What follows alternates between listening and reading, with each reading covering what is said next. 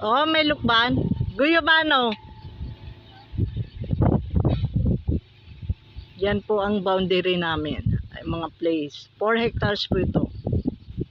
San Mariano Place.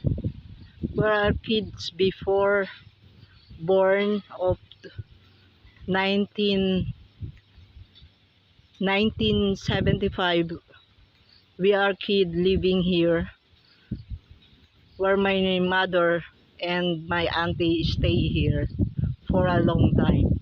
We go here and with my family of Pilisa Ramon when my mother are here.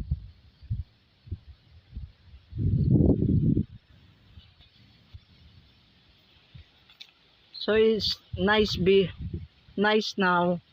A lot of coconut tree growing here. Thank you for the nature and thank you for it is Cheryl is always here.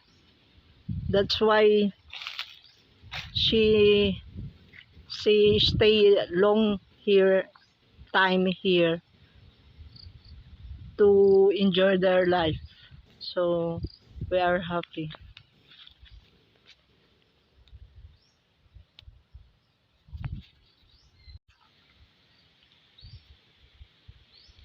Shooting now. Para alam ni Tambutin na ito. Yan. Yes, tumandok.